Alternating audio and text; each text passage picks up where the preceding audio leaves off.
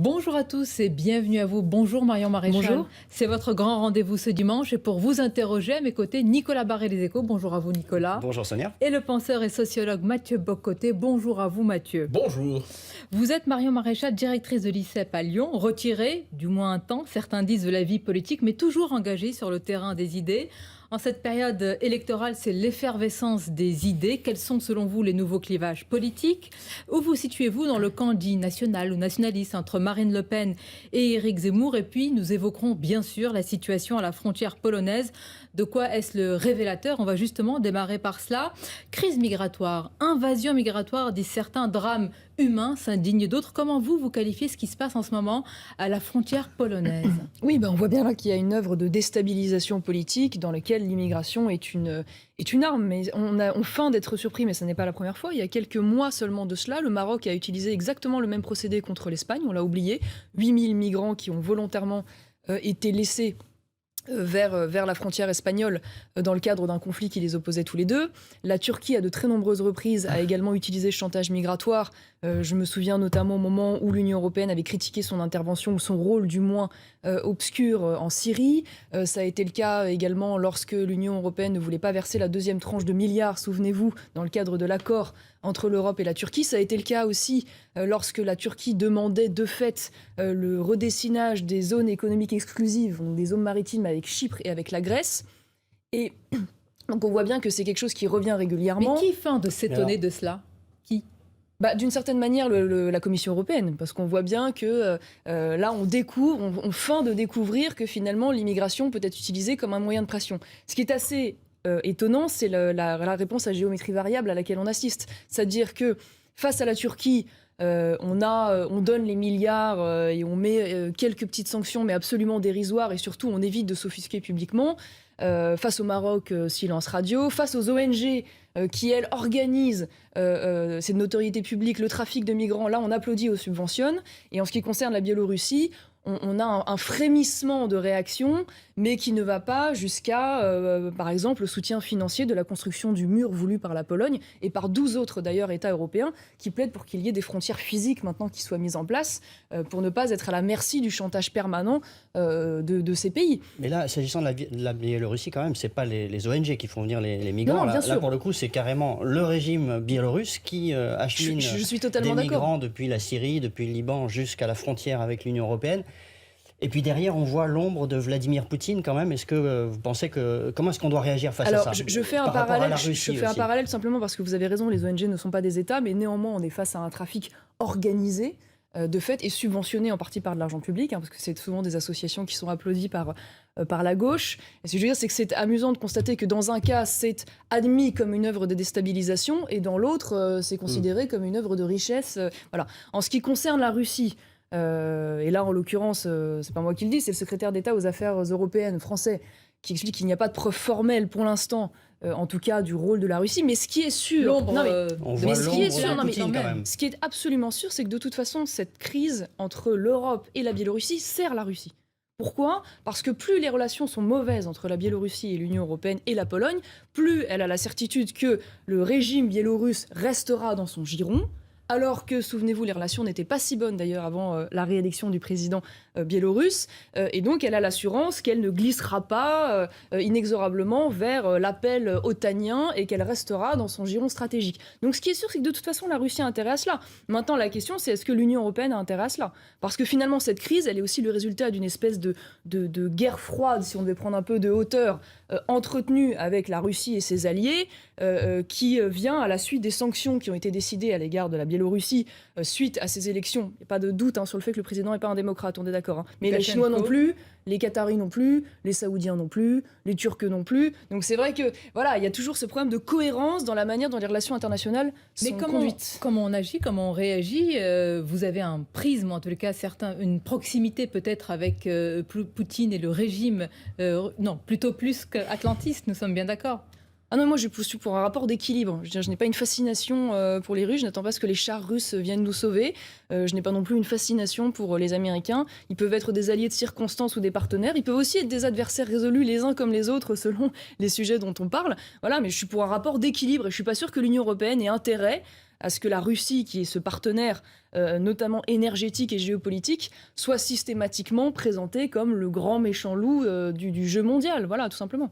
Alors, la crise des migrants, en ce moment, pose plusieurs questions. Parmi celles-là, la question de la frontière, tout simplement. Est-ce que les Polonais sont en droit de défendre leurs frontières? On ajoute un élément, c'est vécu comme une menace existentielle. Est-ce que les autorités européennes comprennent la légitimité de cette préoccupation, c'est-à-dire une vague migratoire vécue comme une menace existentielle? Ah non, je ne crois pas du tout. Mais alors, première réponse, les Polonais sont évidemment légitimes et ils ne défendent pas d'ailleurs la frontière polonaise, ils défendent la frontière européenne. On a là le cœur nucléaire d'un sujet qui devrait être le premier levier de coopération entre Européens, la question de la protection de nos frontières communes. Mais l'idéologie de la Commission européenne empêche que ça soit pris à bras-le-corps.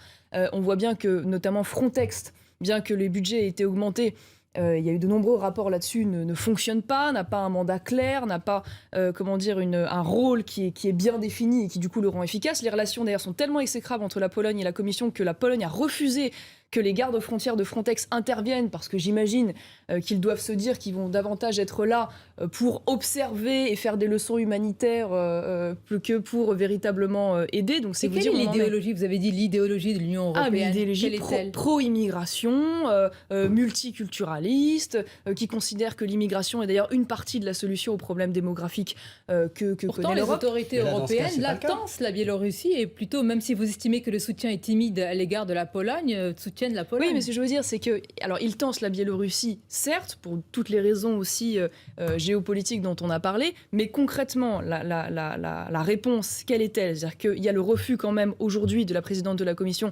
de financer ce mur, qui manifestement serait quand même une partie de la solution. On voit bien que la Hongrie a commencé à mettre en place une protection physique de ses frontières et que cela a quand même manifestement fonctionné. L'Union européenne, régulièrement sur le plan migratoire, et c'est vrai dans le droit européen et dans la jurisprudence européenne, met en place des législations qui sont extrêmement laxistes et qui sont autant d'appels d'air finalement à cette immigration. Je pense notamment au droit d'asile, qui aujourd'hui est très largement régenté par le droit européen. Là, au moment où nous parlons, il y a une situation, il y a le froid, il y a tout ce qui est en train de se passer. Qu'est-ce qu'on fait maintenant? Une urgence. Vous n'êtes pas aux responsabilités, mais vous parlez d'une construction d'un mur. Et aujourd'hui, quand il y a des milliers de migrants qui sont là, que fait-on? Mais madame, j'entends bien. Le problème, si vous voulez, c'est que si vous commencez à dire, exactement d'ailleurs comme l'avait fait François Hollande à l'époque, avec l'immigration syrienne, entre autres choses, nous ouvrons nos portes, nous les accueillons, vous vous doutez bien que demain, ce ne seront pas 4000 migrants qui vont être stockés à la frontière, mais ce seront des dizaines de milliers, exactement comme d'ailleurs 10 000 Algériens sont passés par l'Espagne il y a quelques mois dans l'indifférence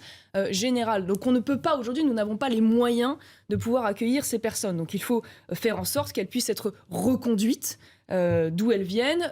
Probablement d'ailleurs, alors ça a commencé à être fait, poser aussi la responsabilité des Biélorusses, vous l'avez dit, mais peut-être aussi de la Turquie, puisque manifestement la compagnie aérienne Turkish Airways aurait contribué à ce que ces migrants passent par ces compagnies aériennes pour ensuite arriver par la frontière biélorusse. Donc on voit bien qu'il y a tout un système organisé de passage et de trafic à chaque fois qui devrait être démantelé de bout en bout. Mais comment on fait pour les reconduire? Ils sont en Biélorussie, donc on prend des sanctions contre la Biélorussie, on accroît ces sanctions. D'ailleurs, l'Europe doit prononcer demain de nouvelles sanctions, mais...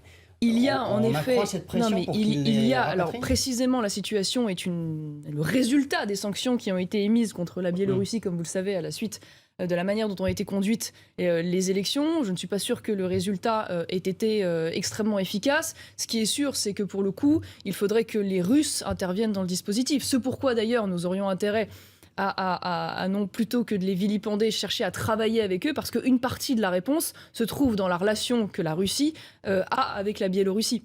Parce que je vous le disais tout à l'heure, si nous braquons également les Russes, le résultat est que finalement cette crise leur servira, et que si les Biélorusses décident de couper le gaz comme ils menacent de le faire auprès de l'Union européenne, de toute façon, ce gaz passera par les gazoducs russes. Donc au final, ils finiront par être les gagnants du dispositif. Alors, on parle beaucoup du contraste entre l'Europe occidentale et l'Europe de l'Est ou l'Europe centrale aujourd'hui. Comme si l'Europe centrale était plus conservatrice et l'Europe de l'Ouest avait renoncé à une certaine idée de la nation, de l'identité, tout ça. Mais est-ce que ce contraste est aussi fort qu'on le dit? Est-ce que si on se détache des élites et on se tourne vers les peuples, est-ce que les mêmes angoisses existentielles existent aujourd'hui en Pologne, en Hongrie, en France, en Italie? Ou est-ce qu'il y a véritablement une différence presque de civilisation au cœur même de l'Europe? Non, je pense que cette angoisse, elle est partagée, même si elle est vécue de manière différente. J'ai souvenir, lorsque je me suis rendue à Budapest il y a quelques semaines de cela, d'avoir entendu l'intervention d'un certain nombre de ministres, dont des ministres polonais, qui, au cœur de leur discours, parlaient justement de cette angoisse existentielle, de cette menace migratoire. Et d'ailleurs, le premier exemple qu'ils citaient, comme un contre-exemple, évidemment, c'était la France. Mais est-ce que ce sont pour autant des modèles pour vous, Pologne, Hongrie, des modèles à suivre? Mais non, mais si vous voulez, à partir du moment où vous êtes attaché à la souveraineté des peuples, vous admettez quand même, et ça devrait être le cas de l'Union européenne, que chaque pays ait une culture, une singularité, un être au monde qui lui soit propre. Donc moi, je ne suis pas choquée que les Polonais aient une certaine approche de la politique, un rapport, un vécu culturel qui soit différent d'une autre. Et je ne suis pas là pour leur expliquer comment ils doivent vivre, d'autant plus... Mais jusqu'où, Marion Marchal, la Pologne, ce qui lui est reproché, ce sont quand même des réformes judiciaires qui sont très controversées. C'est-à-dire, et l'Union européenne vous dit, c'est pas les mêmes valeurs. Ce qui est assez amusant sur cette affaire de la Pologne, c'est qu'on a expliqué, on a dit oui. Alors finalement, la Pologne, dans le cadre de sa cour constitutionnelle, a expliqué que le droit polonais est donc supérieur au droit européen, précisément parce qu'il y avait eu des conflits, vous l'avez dit, l'Union européenne a reproché notamment à la Pologne un certain nombre de projets de loi ou de réformes de la justice, de projets de loi sur l'avortement, sur un certain nombre de sujets bioéthiques. Et la première réponse qui a été faite par les commentateurs, c'était de dire oui, mais c'est scandaleux, d'autant plus que la Pologne a signé ces traités, donc elle était d'accord. Mais pardon de vous dire qu'à aucun moment, les traités de l'Union européenne ne sont censés régir l'organisation de la justice des différents pays. Qu'on soit d'accord ou pas d'accord avec la réforme, c'est pas le sujet. Et moi, je vous pose la question, est-ce que vous êtes d'accord? Non, mais je réponds sur la légitimité. Vous répondez sur et je réponds sur le fait aussi qu'à aucun moment, il n'a été, au moment de la signature des traités, dit qu'il y aurait une telle dérive idéologique de la part de la Commission européenne qui consiste aujourd'hui à imposer un agenda de militantisme LGBTI à tous les niveaux, d'un progressisme bioéthique forcené, qui consiste aujourd'hui à un manque total de subsidiarité et à imposer une vision sociétale aux pays. Côté, les pays n'ont pas signé pour cela. Les dérives d'une réforme judiciaire qui contraint... Non, mais moi, alors, je vous le dis... Non, mais moi, je vous le dis... la liberté je vous le dis tout de suite, je suis pas du tout de celles qui défendent l'idée de cette réforme, et je l'aurais pas conduite comme cela en France, donc j'ai pas de problème avec ça. Ce que je veux dire, c'est que aujourd'hui, les pays sont pris en otage par cette dérive, cette extrapolation des traités, ce piétinage finalement de la Commission qui cherche à imposer de plus en plus de choses en dehors du cadre des traités. Et c'est d'ailleurs pas autre chose, pardon, je finis là-dessus, qu'a dit également la Cour constitutionnelle allemande, qui elle n'était pas dans C'est autre chose, c'était sur un autre sujet. Alors c'était tout à fait sur un autre sujet. C'était pas du tout sur le même thème. C'était pas du tout sur le même thème, mais c'était au fond, c'était le même résultat. C'était de dire, aujourd'hui, la Banque Centrale Européenne sort de son mandat des traités. Elle ne respecte pas la lettre des traités, et donc je demande à ce que cette lettre des traités soit respectée. Donc évidemment, c'est pas la même affaire, c'est pas la même décision du tout, mais au final, on se retrouve un peu dans la même conséquence, si je puis dire. On va marquer une pause, on va continuer à évoquer ces sujets, et vous poser la question, si le droit national prime sur le droit européen, est-ce que ce n'est pas une forme de Frexit déguisé, tout simplement non dit? Et puis nous parlerons évidemment de la scène politique en ce moment, de cette campagne ou déjà pré-campagne. À tout de suite sur Europe 1 et CNews. Retour en direct pour votre émission Le Grand Rendez-vous avec notre invité ce dimanche, Marion Maréchal. Vous avez théorisé depuis un certain temps l'alliance des droites et votre envie de voir tomber les digues entre la droite traditionnelle et disons la droite nationale ou nationaliste. Éric Zemmour porte aussi cette volonté d'union des droites. Est-ce que vous avez le même projet ? Alors, j'aurais pas la prétention de dire que j'ai défendu cette stratégie avant lui, parce que je pense que, en l'occurrence, il est commentateur depuis beaucoup plus longtemps que je n'ai fait de la politique, donc ça a été un peu deux analyses et deux conclusions, j'imagine, parallèles. Je suis pas sûre que l'union des droites soit un projet en tant que tel. L'objectif dans la vie, c'est pas de se battre pour la droite, c'est plutôt un moyen de rendre l'accession des idées nationales aux affaires plus évident, tout simplement. D'ailleurs, il ne s'agit pas d'ailleurs d'une alliance de partis, parce que je pense que personne peut légitimement imaginer aujourd'hui qu'il puisse y avoir une alliance entre typiquement le RN, par exemple, ou les Républicains, mais une alliance de personnes, de personnalités.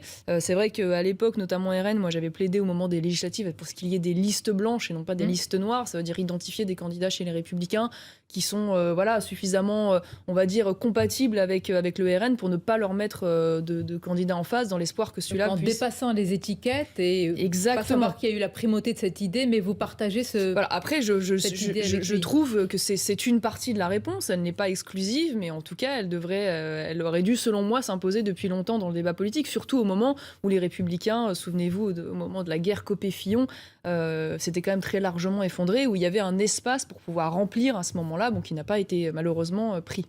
Au-delà de la fusion des appareils que vous laissez de côté, quel doit être le noyau doctrinal de cette éventuelle union des droites? Ce que je constate aujourd'hui, parce qu'on dit beaucoup que les clivages évoluent, bougent, changent, que le clivage droite-gauche est dépassé. On y oppose d'ailleurs souvent de nouveaux termes très intéressants, d'ailleurs, que ce soit le progressisme, le conservatisme, le populisme, le nationalisme, le mondialisme, le localisme, j'en passe et des meilleurs. Tous ces clivages d'ailleurs ayant un peu de véracité et de la justesse, même si souvent ils sont cantonnés au monde des idées. Ils ont beaucoup de mal à devenir opérationnels dans le monde politique. Selon vous ? En tout cas, les Français ont du mal à s'approprier ces termes. Je pense que vous rencontrez pas beaucoup de gens dans la rue qui vous disent « je suis localiste, je suis mondialiste, je suis populiste ». Voilà, c'est des termes qui sont intéressants pour analyser le monde des idées. Ce que je constate aujourd'hui, c'est que comme depuis le début de son histoire, en fait, la gauche et la droite est tout simplement en train de muter. Quand on est très loin de pour ou contre le veto du roi. La droite et la gauche du siècle dernier n'étaient pas la même que la droite et la gauche dans les années 80. Je pense que typiquement dans les années 80, on était face à un clivage qui était d'abord un clivage économique, pour simplifier, entre une économie socialiste ou marxiste et une économie plus libérale, quand la droite à l'époque se contentait d'être une droite des affaires. Et aujourd'hui, le clivage est en train de muter vers la question identitaire au sens large. Et j'inclus plutôt dans identité, évidemment, la question de l'immigration, la question que pose la présence de l'islam sur le territoire, mais j'inclus aussi, plus largement, ce qui pourrait peut-être vous surprendre, y compris les sujets, par exemple, qu'on qualifie de bioéthique. On va en parler. Vous attachez une importance à ce sujet. Mais est-ce qu'il n'y a pas aussi un clivage à l'intérieur de la droite entre, et comme d'ailleurs se qualifient les Républicains, la droite républicaine et une autre droite, peut-être incarnée aujourd'hui par Éric Zemmour, et ses radicalités? On voudrait vous faire réagir à la dernière polémique en date. C'est ainsi aujourd'hui que va la campagne, puisque Éric Zemmour a créé cette polémique vendredi en accusant François Hollande à propos des attentats du 13 novembre 2015. On vous propose d'écouter et de regarder. Ce que je reproche justement à François Hollande et ce que je reproche justement à tous les pouvoirs publics depuis des années, c'est de ne pas prendre conscience qu'il y a une guerre de civilisation qui nous est menée sur notre sol. Être président de la République, ce n'est pas seulement organiser des marches blanches. Ce n'est pas seulement, comme le dit M. Hollande, ne pas vouloir diviser les Français. C'est protéger les Français quand on leur fait la guerre. François Hollande qui n'aurait pas protégé les Français et donc une intention de ne pas les protéger. Est-ce que vous condamnez ces propos ? Non. D'ailleurs, je ne comprends même pas la polémique et je ne crois pas que le RN ait dit quelque chose de différent à juste titre, pour une raison simple. Je ne crois à aucun moment qu'il y ait eu l'intentionnalité, évidemment, de François Hollande de causer la mort de qui que ce soit. Ça me paraît évident. Néanmoins, son irresponsabilité à l'époque est une irresponsabilité criminelle. Criminelle tout simplement parce qu'elle a entraîné la mort de personnes. Quand vous dites criminelle, ça induit une intention. Non, pas nécessairement. Je veux dire, c'est une irresponsabilité criminelle tout simplement parce que François Hollande lui-même admet à l'occasion du procès que précisément il avait des informations certaines comme quoi les renseignements lui avait indiqué qu'il y aurait parmi le flot de réfugiés de potentiels terroristes envoyés par Daesh. Daesh, d'ailleurs, à l'époque, avait lui-même indiqué qu'il utiliserait ce levier pour pouvoir envoyer des terroristes. Le RN, à l'époque, il faut lui rendre hommage là-dessus, avait été le seul parti à alerter sur la situation dans l'indifférence générale parce qu'ils avaient eu vent de ces informations.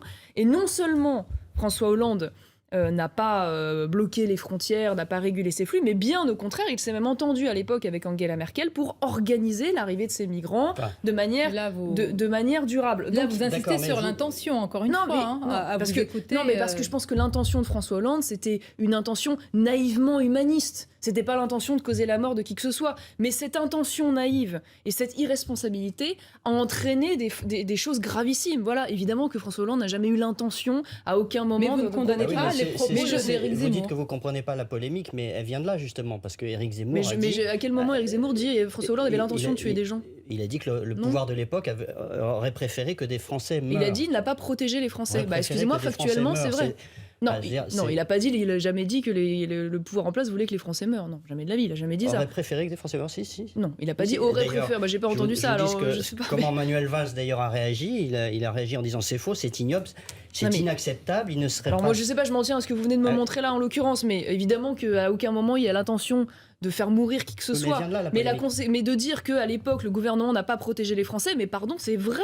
Mais vous imaginez ce que pensent les parents, les familles des gens qui ont perdu comment dire, des proches dans ces attentats terroristes quand ils entendent le président de la République dire on savait qu'il y avait cette Marion menace Marchal, et on qui ne peut vous a croire pas... qu'il y a un risque zéro. On ne vous a et pas le faire protégé. croire, n'est-ce pas ça Oui, mais l'erreur est une forme il n'y a- d'indignité de laisser croire Il n'y a qu'il pas de risque zéro. Mais il y a quand même une différence entre il n'y a pas de risque zéro, avoir connaissance d'un risque factuel avéré grave et ne rien faire face à la connaissance de ce risque factuel avéré grave. Il y a quand même une distance entre les deux, puisque là, manifestement, il y aurait eu une réponse à apporter. Alors, est-ce que cette réponse aurait été parfaitement efficace ? Personne ne peut le dire. Si ça se trouve, il y aurait quand même eu des terroristes qui se seraient glissés. Mais au moins, le gouvernement de l'époque aurait fait ce qu'il eût été nécessaire de faire. Voilà. Et dans ce cas-là, il n'aurait pas été mis en accusation de grave irresponsabilité qui a entraîné la mort de dizaines de personnes.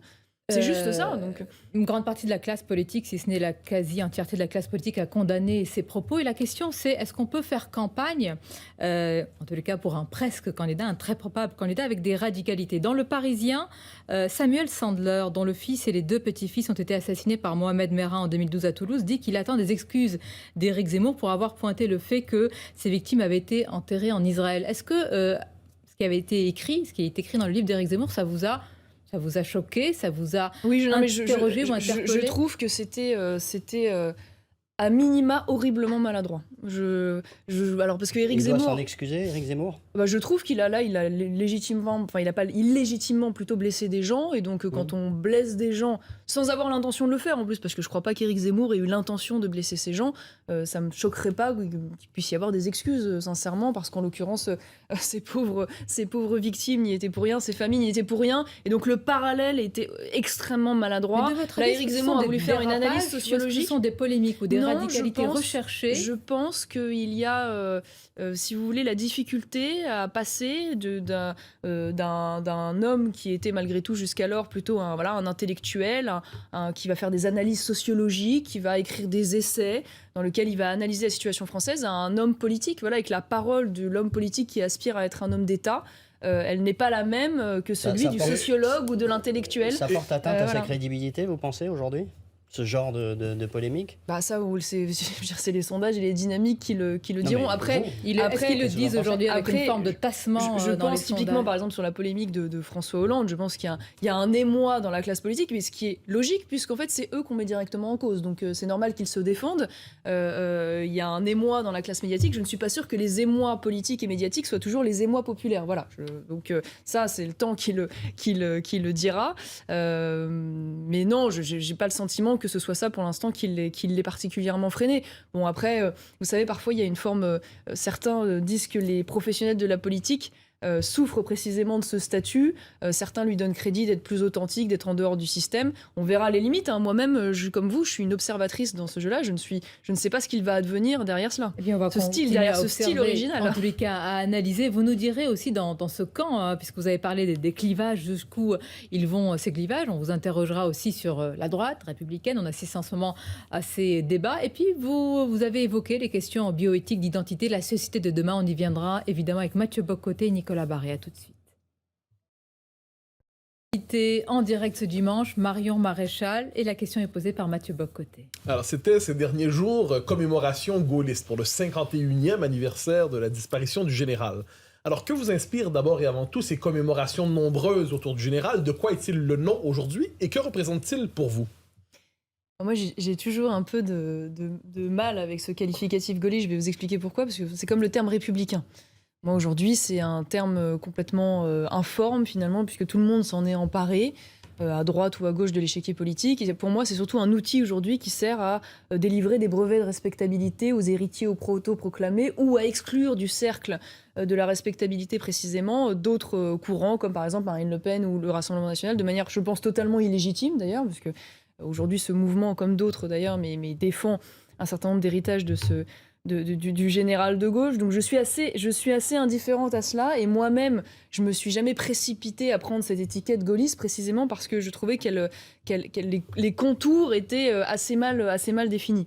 Et je vous le dis d'autant plus sereinement qu'à l'origine, moi je viens d'une famille politique qui est une famille anti-gaulliste. Alors pas d'ailleurs l'antigaullisme de droite n'étant pas un antigaullisme qui naît face aux De Gaulle résistants ou De Gaulle de la Seconde Guerre mondiale, mais sur la question de la guerre d'Algérie et de l'indépendance de la guerre d'Algérie et sur la manière dont cette indépendance a été menée. Donc j'ai plutôt grandi dans un univers de souffrance, de harkis et de pieds noirs, et donc une image plutôt négative du général, à qui on reprochait même parfois a posteriori son attitude face à Marcel Kébir, ou face qu'il avait ou à trahi. l'épuration. Voilà, donc une construction plutôt, un inconscient, on va dire, plutôt négatif. Et puis, au fur et à mesure des années, j'ai découvert le personnage par ses écrits notamment, que j'ai beaucoup apprécié parce qu'il a en plus un très joli style littéraire. Et c'est vrai qu'indéniablement, quand on est un patriote, on trouve de nombreuses vertus au général de Gaulle. Lesquels?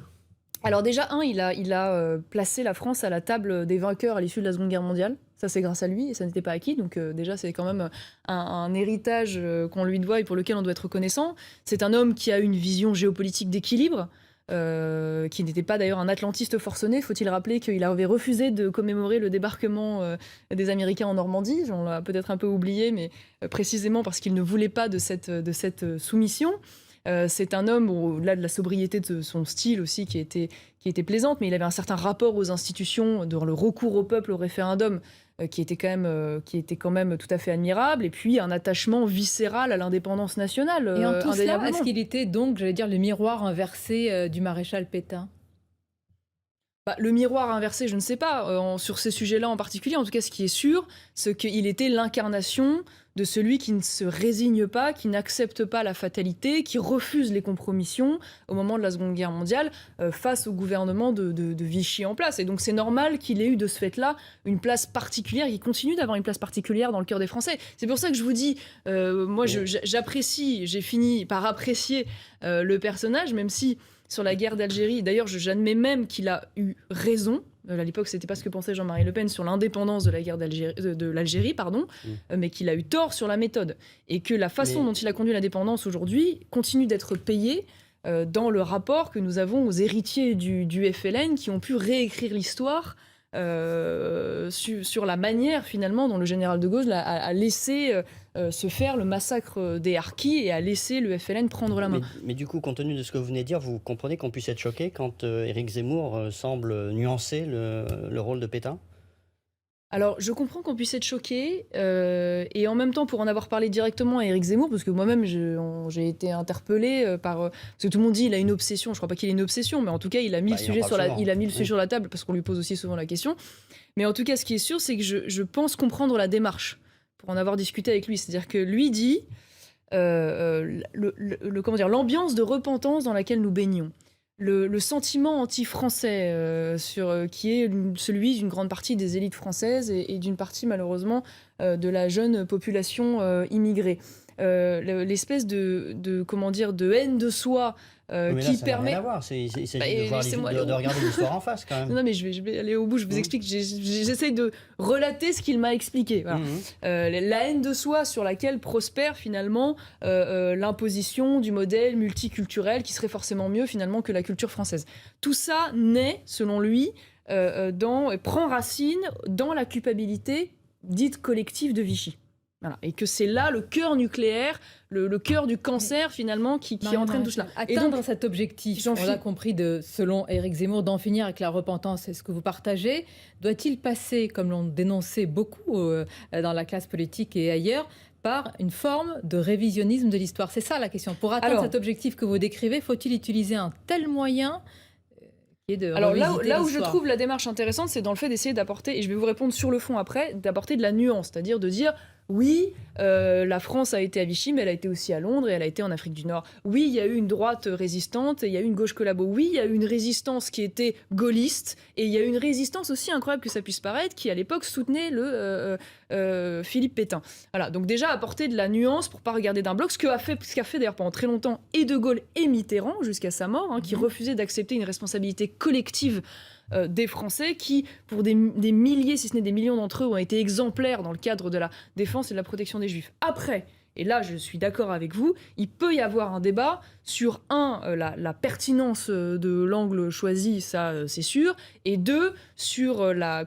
véracité historique de la thèse que défend Éric Zemmour, qui n'est pas une thèse qui fait du tout l'unanimité. Ça, je vous rejoins là-dessus. Donc ça, je suis d'accord avec vous. Mais si je m'en tiens à la démarche... Vous êtes d'accord avec l'essentiel, finalement. Vous êtes d'accord avec le fait qu'on ne peut pas passer par cela pour arriver à l'objectif dont... vous évoquez, je pense que c'est intéressant qu'on puisse regarder différents pans de l'histoire, que s'agisse d'ailleurs de la Seconde Guerre mondiale ou de la colonisation, entre autres choses, enfin de tous ces épisodes finalement historiques qui sont souvent manipulés par la gauche ou utilisés par la gauche pour alimenter la haine anti-française. Je trouve que c'est intéressant de pouvoir en débattre, apporter de la nuance, de ne pas avoir une vision monochromatique. Après, oui, sur le sujet en tant que tel et la manière dont il est conduit, je suis pas sûr que là, ça a été pertinent. Mais sur le plan politique, justement, sachant qu'on est passé du Zemmour éditorialiste au Zemmour presque candidat, est-ce qu'il n'est pas en train de connaître une forme de diabolisation comme d'autres ont pu la connaître auparavant autour des questions liées à la Seconde Guerre mondiale, dans son cas aussi? Donc, est-ce que finalement, l'enjeu Pétain ne deviendra pas le point de détail d'Éric Zemmour? Ils vont certainement essayer de l'utiliser, ça me paraît indéniable, parce que de toute façon tout est aujourd'hui vichisé, pétainisé, nazifié, c'est la seule arme, si vous voulez, qu'il reste aujourd'hui pour pouvoir délégitimer quelqu'un, puisqu'on n'arrive plus à la question du racisme, de la xénophobie, sont des attaques de la misogynie qui ne prennent plus dans l'opinion publique. Autre attaque qui semblait citer tout ce qui est reproché à Éric Mais ce que je veux dire, c'est que qu'évidemment, ça c'est l'arme ultime du dispositif pour essayer de légitimer quelqu'un. Donc vraisemblablement, il en sera la victime. Est-ce qu'il arrivera à s'en défendre? Ça, c'est la campagne qui le dira. Ce qui est sûr, c'est qu'il ne s'est pas facilité la tâche, évidemment, en allant sur cet angle-là, bien évidemment. Marion Maréchal, qu'est-ce qui vous retient ou qu'est-ce qui pourrait vous empêcher d'apporter votre soutien à Éric Zemmour lorsqu'il sera candidat? Écoutez, beaucoup de choses, mais la première d'entre elles, et j'ai déjà eu l'occasion de m'exprimer là-dessus, c'est que quand je regarde aujourd'hui les forces en puissance, que ce soit côté RN ou côté Éric Zemmour ou d'autres d'ailleurs, je constate que ce bloc, même si on ne peut pas toujours raisonner en additionnant simplement, on arrive à un bloc qui est à 36-37%, soit près de 10 points au-dessus d'Emmanuel Macron. Et donc quand je vois cette opportunité, c'est vrai que j'ai plutôt tendance à plaider pour une candidature unique derrière le mieux placé. Et ce qui me permettrait de ne pas choisir, si ce n'est le mieux placé que la campagne finalement définira. Donc, et ce qui permettrait de donner le toute sa chance. pragmatisme. Finalement, c'est le pragmatisme via les sondages qui va guider votre choix. Ce n'est pas une proximité c'est surtout idéologique. Non, mais c'est surtout entre Marine Le Pen et c'est Éric surtout Zemmour. L'efficacité. Moi, j'ai beaucoup de sympathie pour Éric Zemmour. Je pense que tout le monde le sait. Je suis aussi issue du Rassemblement national, donc j'ai des fidélités. On note que vous n'avez pas dit que vous avez la même sympathie pour Marine Le Pen. Non, mais j'ai des fidélités et des loyautés évidemment au RN. Ce serait ridicule de ne pas dire le contraire. Donc, bien sûr que je suis aussi dans une situation personnelle, je ne vais pas vous le mentir, qui est une situation délicate. Il n'aura échappé à personne que, par ailleurs, Marine Le Pen étant ma tante. Ça ne facilite pas les choses, bien évidemment, dans ce choix. Ce qui est sûr, c'est que je pense que, de toute façon, indépendamment de mes propres états d'âme et de ma propre situation, l'efficacité doit plutôt conduire à ce qu'il y ait cette candidature unique. Sur l'efficacité, comme observatrice de la vie politique, lequel des deux, entre Éric Zemmour et Marine Le Pen, a le plus de potentiel électoral? Écoutez, moi je répondrai pas à cette question précisément parce que si je vous dis ça, de fait, j'en reviens à soutenir l'un ou l'autre, ça me paraît évident. C'est pour ça que je vous dis que je trouve que la campagne va être finalement une bonne manière de départager les uns et les autres, puisque dans les semaines à venir, on va bien voir dans quelle partie la dynamique s'installe ou non. Mais est-ce que finalement Marine Le Pen et Éric Zemmour sont vraiment les candidats du même camp? C'est-à-dire, Éric Zemmour vient davantage, si on veut le classer politiquement, de la mouvance RPR, de cette droite classique souverainiste. Marine Le Pen, c'est une autre famille politique. Est-ce que pour vous, ce sont les candidats du même camp ou c'est un nouveau camp qui se forme en ce moment? Je sais pas pourquoi, quand vous me racontez ça, ça me fait penser à une anecdote, pas une anecdote d'ailleurs, mais une réflexion que m'avait fait Jean-Marie Le Pen à la mort d'Élie de Noix de Saint-Marc, qui disait c'était un adversaire du même camp. Et je trouvais que c'était bien trouvé en ce qui concerne ce personnage. Et donc, d'une certaine manière, je considère malgré tout que ce sont des adversaires du même camp. Pourquoi? Précisément parce que ce dont je vous parlais tout à l'heure, la redéfinition du clivage aujourd'hui entre, pour simplifier, la droite et la gauche, pour simplifier, se fait autour de la question identitaire.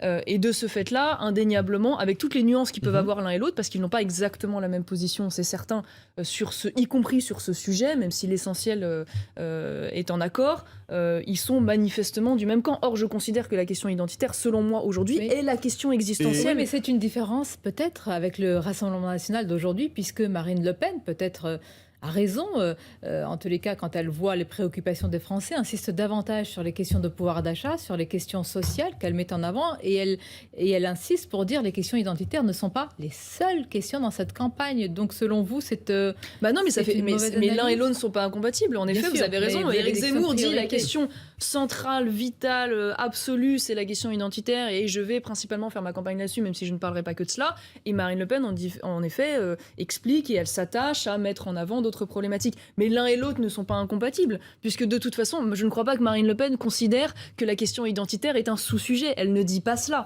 Donc à partir de là, il n'y a pas pour moi une incompatibilité absolue entre ces deux approches et ces deux stratégies. On marque une pause et vous reviendrez avec la première question. Pardonnez-moi de vous avoir coupé dans votre élan. Nous allons parler aussi de la société de demain. Par rapport à la crise sanitaire, ce qui est en train de se passer, quelle société est en train de se dessiner? Vous avez évoqué également les questions bioéthiques essentielles. À tout de suite pour en parler.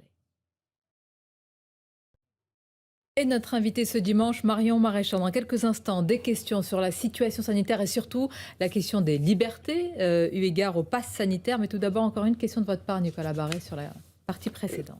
Oui, Marion Maréchal, ce thème du grand remplacement, qui d'ailleurs fait l'objet de sondages, 67% des Français disent qu'ils se reconnaissent dans cette théorie. Éric Zemmour en parle, Marine Le Pen n'en parle pas. C'est un clivage entre les deux? On peut parler d'un clivage. Je pense que c'est quand même, c'est une question. Un clivage, c'est un désaccord.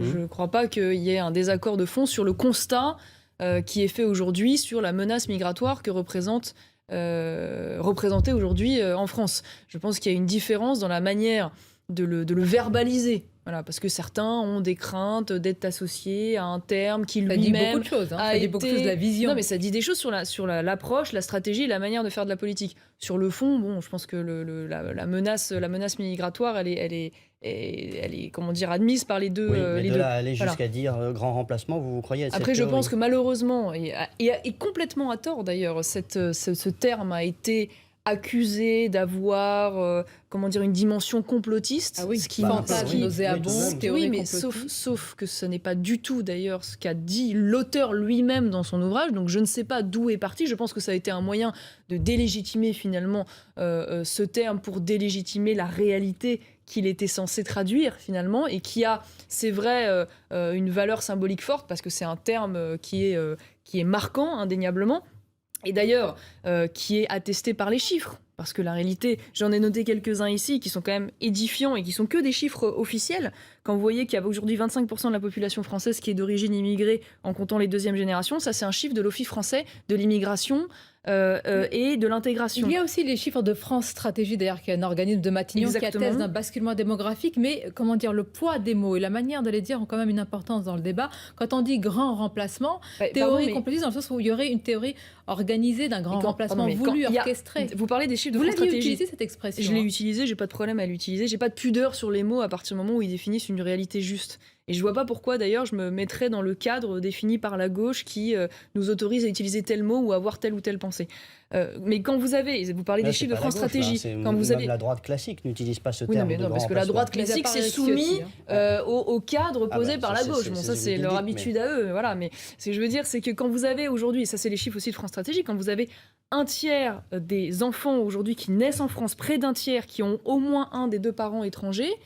Je ne sais pas comment vous appelez ça autrement qu'une forme de grand remplacement, sachant que ça ne comptabilise que la deuxième génération, puisque ce sont seulement les parents d'origine étrangère. Quand vous avez, je vous donne deux autres chiffres et je vous assomme pas avec ça, mais entre 98 et 2018, et ça c'est des chiffres de l'INSEE, le nombre de naissances d'enfants dont au moins un des parents est étranger a augmenté de 63,6% en France, dont les deux parents sont étrangers, plus 43%. Donc il y a une dynamique. Nous ne sommes pas dans la contestation des chiffres, nous sommes dans l'utilisation d'une expression qui a aujourd'hui une histoire et un historique qui fleure bon pour certains, quand même une théorie complotiste. Enfin, l'historique de Renaud Camus en fait, parce que c'est lui qui a. Ça va pas au-delà de ça. Hein, d'ailleurs, ceux qui essayent de raccrocher ça, une fois de plus, à Vichy, à machin, un truc. Enfin, tout ça est complètement faux intellectuellement.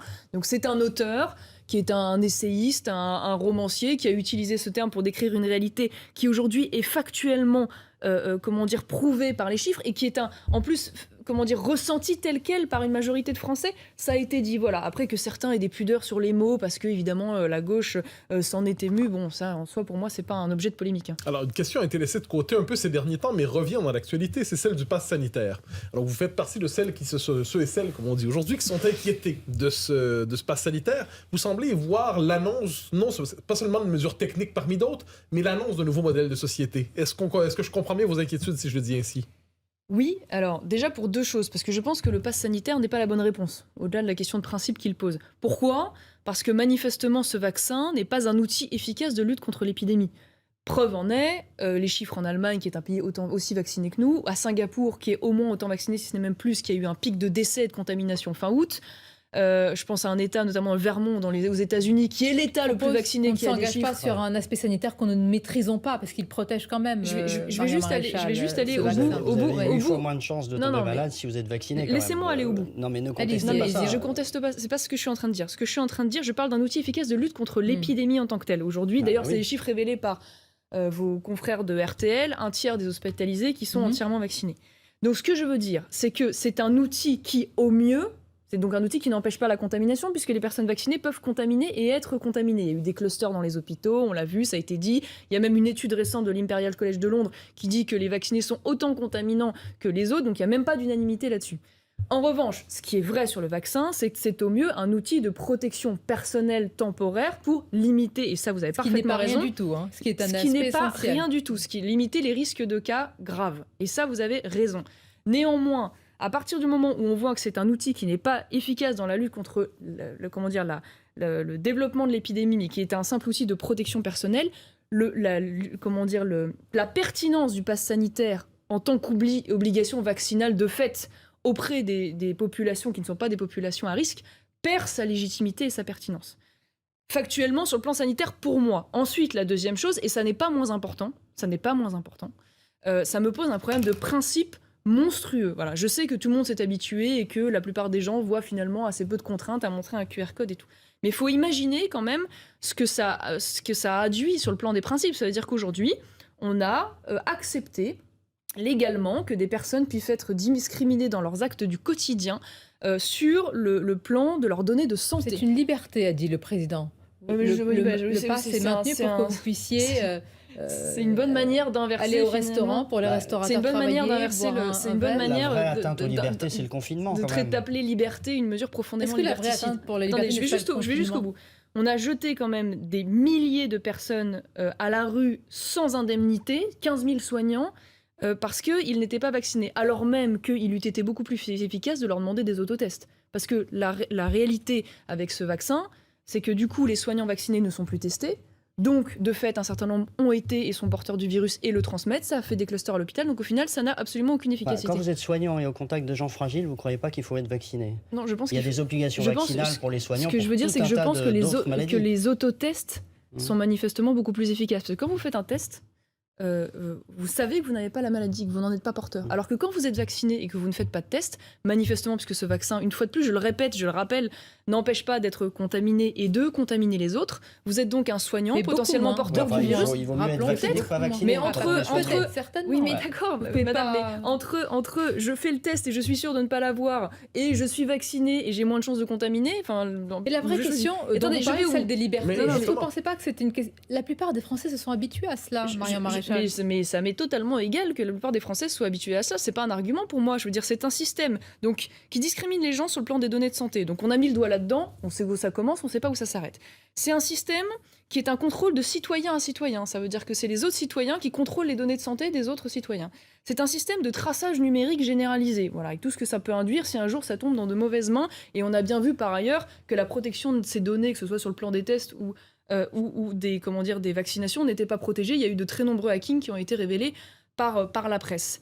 Donc ce que je veux dire, c'est que ça me pose un problème de principe majeur que je crains, et je m'engage peut-être même à prendre date avec vous d'ici quelques années, que ce système qui a aujourd'hui été accepté par notre système politique soit demain utilisé pour d'autres choses, et pourquoi pas d'ailleurs pour la question écologique. Puisque demain, on expliquera que les questions écologiques sont un sujet vital, majeur, que donc pour des raisons de solidarité, il faut contraindre les gens bien à certaines orwellien, tout pratiques, ça. limiter certaines activités, appeler le contrôle, Bien. le traçage, voilà. Donc je vous le dis juste, il faut se méfier de ce dans quoi nous sommes tombés. Et par ailleurs, je pense que ce pass sanitaire, non seulement me pose un problème de principe majeur, mais en plus, probablement, n'est pas la bonne réponse, en tout cas en ce qui concerne les publics qui ne sont pas des publics à risque. On est arrivé à la fin de cette émission, mais je suppose que vous êtes vacciné et vous disposez d'un pass. Alors je refuse de répondre à cette question par principe. Voilà. Parce que je trouve Quel ça principe insupportable de vous devoir pensez que me c'est une forme justifier. de violation de l'intimité de vous Ah mais poser je trouve une ça telle insupportable question de devoir expliquer quelles sont aujourd'hui les maladies que je porte, les vaccins que j'ai faits. Voilà, tout ce que je peux vous dire, c'est que je n'ai pas de problème de principe avec le vaccin.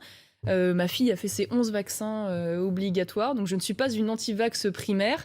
Et je trouve d'ailleurs assez illégitime de réduire cette question de principe du pass à une question d'anti-vax, parce que pour moi, c'est deux sujets complètement différents. Merci Marion Maréchal d'avoir Merci à été vous. notre invitée pour ce grand rendez-vous de ce dimanche. Je remercie mes camarades évidemment, Mathieu Bocoté et Nicolas Barré. Rediffusion de cette émission, c'est ce soir à 20h sur CNews et on vous souhaite tous un très bon dimanche sur nos deux